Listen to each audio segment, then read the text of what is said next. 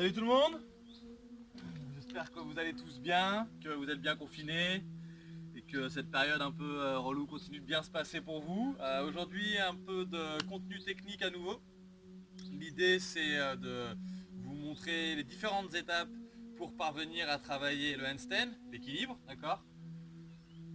Et donc du coup je vais passer par plusieurs étapes, 6 il me semble. Et en plus de ça, je vais vous montrer comment vous échauffer convenablement pour être sûr d'être bien préparé, d'éviter de trop traumatiser le corps, parce que quand on est sur les mains, je rappelle qu'on a quand même tout le poids du corps qui vient se poser sur les poignets, et si on manque de s'échauffer, on va se créer une nouvelle fois des lésions, et du coup après ça va être compliqué pour progresser. Donc d'abord, pour commencer, échauffer les poignets, vous déverrouillez un minimum dans chaque sens, une dizaine de tours, on secoue. On va jusqu'aux extrémités, dans les deux sens, pareil, une dizaine de fois. Une fois que vous avez fait ça, vous pouvez aller tranquillement les étirer donc par-dessus, pourquoi pas pour commencer. Et on vient s'asseoir sur les talons. Une fois que c'est fait, on vient mettre le poids du corps au-dessus des poignets. Donc du coup, j'essaye d'aligner mon poignet, mon coude, mes épaules. Et si je peux même décoller les pieds du sol pour rajouter du poids. Une fois que c'est fait, je relâche, je déverrouille. Pour chacune des postures que je vais montrer, un peu comme ce que j'avais fait sur la vidéo d'échauffement, je vous recommande de faire une vingtaine de secondes à chaque fois. 20 secondes, ça fait 3 grandes respirations. Une fois que j'ai fait dans ce sens-là, je fais le sens inverse. Donc j'ouvre mes mains par l'extérieur, je pose les poignets au sol, les paumes de main au sol, pardon. Je m'assois à nouveau sur les talons. 3-4 respirations dans cette position. Une fois que j'ai fait ça, les mains dans le sens, je viens mettre le poids en opposition, puis je retourne les mains, toujours je mets le poids en opposition, dans l'autre sens, le poids en opposition de l'autre côté, puis je souffle le sens de mes mains, n'importe quoi.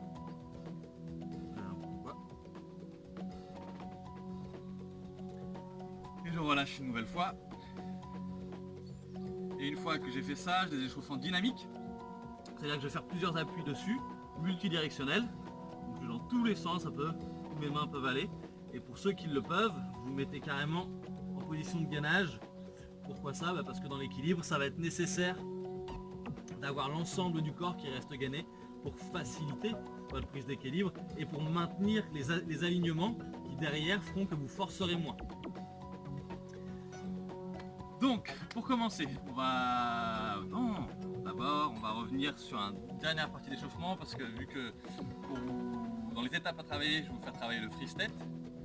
Ce qui est nécessaire quand on fait le free step, c'est également de s'échauffer les muscles cervicaux. Donc pour ça, on les mobilise normalement, donc pareil, une dizaine de oui, une dizaine de non, épaule-épaule, une dizaine de fois, une dizaine de cercles dans un sens, une dizaine de cercles dans l'autre. Et une fois que j'ai fait ça, si je sens que c'est encore un peu fébrile, je peux m'allonger. Et de là, je maintiens ma tête décollée du sol. Et j'essaye d'envoyer des oui, puis des non,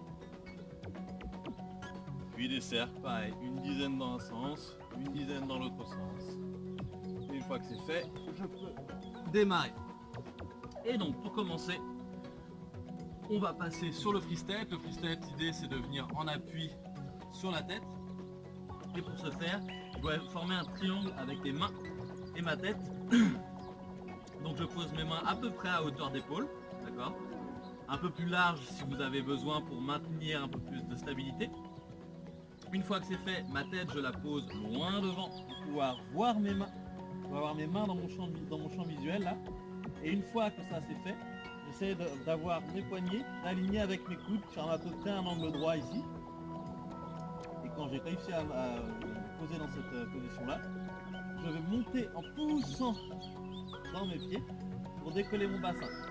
Quand je suis à cette position, si là ça commence déjà à être dur, je peux redescendre. Et ceux pour qui vous sentez que c'est fébrile dans le cou, vous pouvez serrer un peu les dents pour travailler la posture, ça va renforcer les muscles paracervicaux.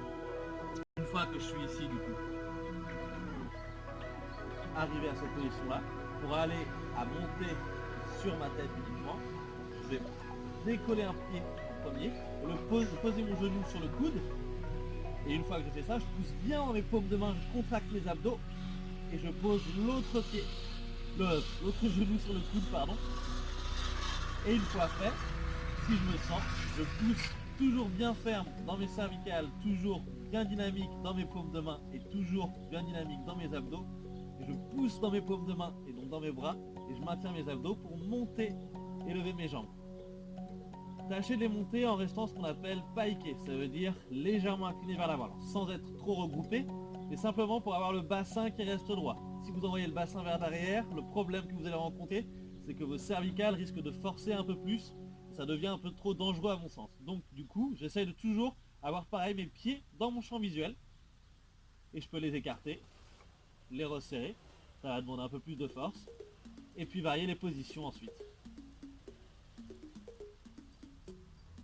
Et ainsi de suite. Puis je redescends. Donc ça c'est pour le free step. L'idée quand on est en équilibre à l'envers, c'est de la même manière que quand on est debout, chercher à être aligné. Plus vous êtes aligné, moins vous utilisez de force. Pour vous donner l'exemple, c'est exactement comme si les gens qui apprenaient à marcher se défaisaient du référentiel nécessaire pour maintenir l'équilibre, c'est-à-dire de leur bassin, leur centre de gravité, et qu'ils l'envoyaient en permanence en avant et qu'ils marchaient comme ça. Ça finirait par être compliqué et on aurait mal en fin de journée, d'accord? Et bien de la même manière, quand vous êtes sur les mains ou sur la tête, plus vous êtes aligné, c'est-à-dire comme maintenant, mes chevilles qui sont alignées à mes genoux, qui sont alignés à mon bassin, plus c'est facile de tenir, d'accord, pendant longtemps. L'étape suivante, qui elle va aider à travailler la force nécessaire à développer un bon équilibre, s'appelle le frog stand. Frog stand, pourquoi? Parce qu'on va ressembler un peu à une grenouille.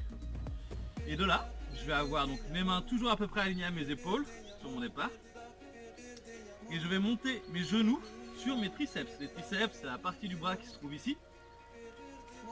Je pose mes genoux sur, l'intérieur de mes genoux, mes tibias sur les triceps. Je les plie légèrement, je plie mes coudes légèrement. Et de là, en poussant bien fort dans mes paumes de main et en contractant le reste de mon corps pour maintenir la position, je cherche à décoller les pieds. Et en utilisant mes pointes de doigts, mes doigts en fait, ça m'évite de basculer vers l'avant. Et je peux essayer d'aller jusqu'à poser la tête. Et pourquoi pas de revenir de la même manière. Donc voilà, ça c'est pour le frog stand, okay, qui va vous aider à développer un petit peu plus de force, notamment dans les triceps, qui sont en demi-flexion, donc qui sont sollicités à ce moment-là, et aussi dans les épaules, okay, parce que vous avez votre poids du corps, du coup, qui est soutenu plus que par vos bras. Quand on a réalisé ces deux étapes et qu'on les maîtrise à peu près, on peut passer aux étapes suivantes. Donc soit on passe directement sans mur, ce qui est tout à fait possible et réalisable, sauf que du coup vous avez le risque de chute qui est un peu plus augmenté. À mon sens, c'est une très bonne chose que quand on a tombé, ça apprend à se relever et puis aussi à corriger les choses pour éviter de tomber à nouveau. Mais pour ceux pour qui c'est un petit peu trop compliqué ou en tout cas que ça fait trop peur pour l'instant, il y a une technique qui permet de travailler l'équilibre avec le mur en gardant les alignements nécessaires dont je parlais. Et donc du coup en sollicitant le moins de force possible, mais plus la force squelettique en fait et la gravité. Et donc pour ce faire, je vais me rapprocher du mur et je vais me mettre à la distance en fait d'un tibia à peu près. Pourquoi? Parce que quand je vais me retrouver à l'envers, je vais plier ma jambe un peu comme un flamant rose à l'angle droit ici. Et ça sera en appui sur le mur une fois que je serai à l'envers et ça m'aidera du coup à maintenir l'alignement du reste de mon corps. Je m'explique par un exemple. Je pars d'ici, donc pour ceux qui le souhaitent, vous pouvez partir avec les deux pieds ou un pied décalé, c'est vous qui voyez. Je vais vous montrer les deux manières. D'ici, ce qui est important, c'est d'avoir toujours les bras qui sont alignés aux épaules. Et donc alignés aux épaules, ça veut dire aussi alignés à la largeur des épaules. Donc tous ceux qui pensent qu'ils sont baraques comme ça, je suis navré de vous apprendre que vous vous trompez probablement. Voilà, ça c'est ma largeur d'épaule, d'accord? Donc je pense que la majorité d'entre vous, vous risquez d'avoir quelque chose de similaire. D'ici, donc mes bras alignés à mes épaules au maximum. Vous pouvez prendre un tout petit peu plus large pour maintenir de la stabilité. Et plus large vous prenez, plus vous allez forcer. Donc plus on réaligne les bras, mieux c'est. D'ici, je vais pousser dans mes pieds pour monter d'abord mon bassin. Et une fois que j'ai compris comment donc lever mon bassin avant mes jambes, je mets une légère impulsion dans mes demi-pointes de pied pour monter et aller jusqu'au mur. Une fois au mur, je cherche à aligner mes poignets, mes coudes, mes épaules, mon bassin, mon genou et mon pied au-dessus là. Et le pied qui est au mur, je joue légèrement avec et avec mes doigts pour essayer de m'aligner. Une fois que j'ai tenu un petit peu, je redescends. Et autre chose très importante aussi, quand je suis à l'envers, je vais chercher à pousser bien fort dans mes épaules pour les monter au plus près possible de mes oreilles. Vous voyez, je peux avoir les bras levés ici, d'accord, à hauteur de scapulaire normal. Et sauf que là, ce qu'il faut faire quand vous êtes en handstand, c'est de bien continuer à pousser pour lever au maximum les épaules, d'accord, et donc les rapprocher au maximum de vos oreilles. On va y retourner, donc du coup là je vais faire en pied décalé, toujours les mains bien alignées, toujours à une distance d'environ un tibia du mur. Et d'ici, avec donc une jambe en premier, hop, et j'arrive à me placer encore plus facilement normalement qu'à deux pieds. Et toujours j'essaye, une fois que j'y suis, de bien pousser dans mes bras pour remonter mes oreilles près de mes épaules. Et garder mes alignements au maximum. Et je redescends quand je fatigue. Ça, donc c'est la première technique avec le mur. Il y en a une deuxième, elle est un petit peu plus dure et elle va, comment dire, vous inciter un peu plus à la chute avant. Donc pour la chute en avant, je rappelle que notre corps est suffisamment bien fait. Vous avez bien vu quand je monte, si j'ai la jambe pliée, mais donc elle est plus loin que le reste de mon corps, ce qui fait que si je le fais même sans mur, je pars d'ici, je monte, je plie une jambe. Si je la garde pliée et que je suis dynamique et tonique dans mon corps, normalement, je peux me laisser retomber sans me faire mal à l'atterrissage. L'important, c'est une fois que je suis à l'envers et que je sens que j'ai dépassé le point d'équilibre, je me laisse aller et je garde mon pied toujours vers l'arrière le plus loin possible pour que ce soit lui qui arrive en premier et non mon bas du dos. Pour les plus téméraires et ceux qui voudraient un peu plus de technique, on peut également partir en roulade, mais là ça demande plus de force, d'accord, et de notion et de conscience de votre corps dans l'espace. Mais bien sûr vous pouvez le réaliser, donc ça veut dire toujours mes bras bien alignés à mes épaules, je monte soit les deux jambes en même temps, soit l'une après l'autre, et hop, au moment du basculement, je plie dans mes bras et je rentre bien ma tête pour qu'elle puisse, enfin pour ne plus avoir à la poser au sol en fait, et ratterrir au maximum sur ma première dorsale, d'accord. C'est la bosse de bison là, que vous avez dans le dos ici. Ça c'est le point d'impact que vous devez viser quand vous descendez en roulade pour éviter tout risque de blessure. Et je reviens donc à la proposition suivante sur la montée en équilibre.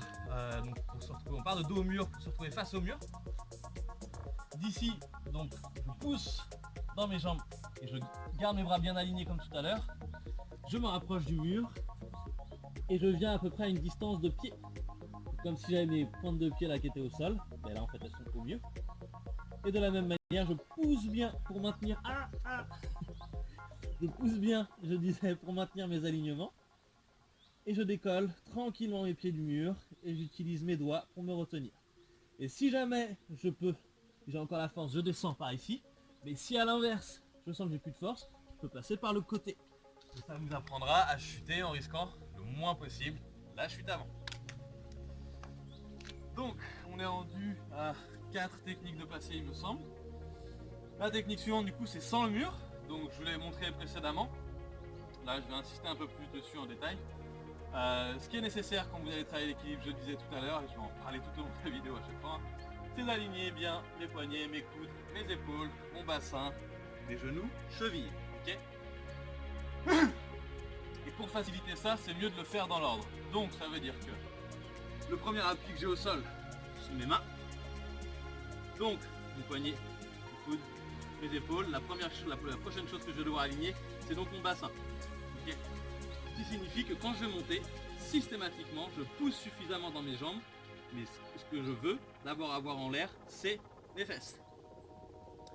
Et donc, pour ceux pour qui c'est compliqué de se lancer sans le mur, ce que vous pouvez faire, c'est reculer un petit peu votre jambe d'appui, garder le bassin déjà en l'air, Et de là, vous poussez que avec une jambe et l'autre en fait elle va vous aider à guider le mouvement, ok, mais toujours dans l'idée que ce soit le bassin qui arrive placé en premier.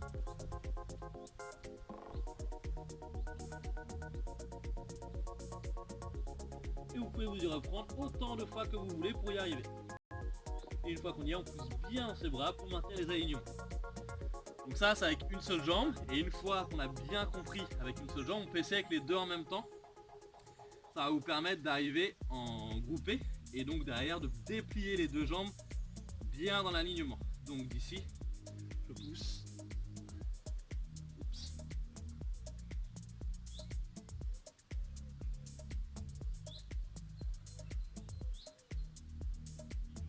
Et on redescend tranquillement. Et autre chose que j'ai oublié de préciser tout à l'heure, pour maintenir au maximum l'axe de travail, d'accord, la verticale, la tête et le point de regard que je vais fixer en fait, il est situé entre mes mains. Donc ça signifie que ceux qui voulaient faire ça avec leur tête, regardez loin devant, bah non, parce que regardez ce qui se passe, ça vous transforme en grosse banane. Et cet équilibre existe, hein, bien sûr, comme vous voyez, je peux le tenir. Vous pouvez essayer de travailler, malheureusement, c'est que le souci qui va poser, c'est que quand vous allez vouloir passer à un équilibre une main, c'est impossible de le tenir dans cette position. Ou même simplement à un freeze. Si vous avez l'habitude d'aller en banane, ce sera beaucoup plus compliqué d'arriver à faire un Y ou d'autres freezes à un seul appui. Et donc on arrive à la partie un peu plus technique pour les plus téméraires et puis ceux qui vont avoir envie de dépasser leurs limites et là où ils en sont, notamment ceux qui ont déjà l'équilibre. Je propose de travailler l'équilibre en force. Donc la montée, on va avoir deux possibilités pour la réaliser. La première, c'est partir du frog de tout à l'heure. Frog stand. Donc je pars de ma petite grenouille, mes genoux à l'extérieur, je plie légèrement mes coudes, je déporte mon poids vers l'avant en poussant dans mes pieds, je décolle, et d'ici je pousse dans mes bras, je contracte mes abdos à fond et je cherche à tendre mes bras à mesure que je fais monter mes jambes pour arriver jusqu'en haut. Donc même chose que tout à l'heure, quand je monte, je cherche à absolument garder mes alignements, sinon vous avez vu ce qui se passe. Je redescends, ok. Et donc, je réexplique. Frog stand, je monte, et une fois ici, je pousse dans mes bras. Je maintiens mes jambes au max. Je garde mes alignements, et là je suis fatigué. Je regarde entre mes mains, et je tiens autant que je peux avant de redescendre. Et enfin, la dernière montée pour les plus avancés d'entre vous, on va dire. Tout le monde peut y arriver, hein, bien sûr, simplement ça va demander plus de temps de travail pour ceux qui débutent encore sur ce genre d'exercice. C'est la montée en force, avec les bras tendus, qui est un peu plus une montée de gymnastique ou circassienne, mais qui vous aide à travailler du coup la souplesse des poignets énormément et renforcer le reste de votre corps sur le plan musculaire, mais également sur le plan souplesse des tendons. Et donc sur ce mouvement là, ce qui va être nécessaire, c'est de garder les bras tendus au départ de la montée. Ce qui signifie que je pose mes genoux dans mes aisselles, mes bras restent tendus et je contracte bien mon corps. Je garde mes alignements, ma tête regarde entre mes mains. Je pousse bien fort dans mes paumes pour monter. Mes oreilles prennent mes épaules.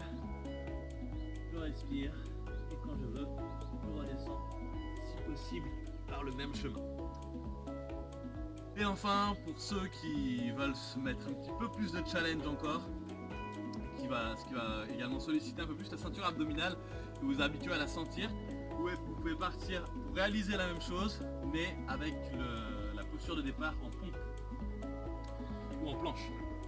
Vous partez d'ici, les bras toujours bien alignés, et de là je contracte en rentrant mon bassin un petit peu vers mes côtes, et une fois que j'ai fait ça, je pousse bien fort dans mes paumes de main, je projette mon corps légèrement vers l'avant et je monte mon bassin à mesure que je pousse dans les mains. Et je tombe des fois quand je rate. Mais sinon, donc prenez toujours votre temps. respirez un minimum entre chaque.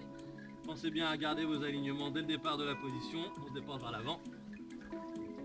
Et je pousse pour arriver en haut. Et je galère parce que je suis fatigué. Donc voilà, ça termine un peu vaguement et un peu raté la fin de cette vidéo. Et si vous avez des questions, vous pouvez les mettre un petit peu en commentaire sous la vidéo et on tâchera de répondre le plus rapidement et du mieux qu'on puisse par la suite. Voilà, merci pour votre attention et prenez soin de vous, faites attention à vous et bonne continuation. On se voit bientôt. Ciao ciao, bisous.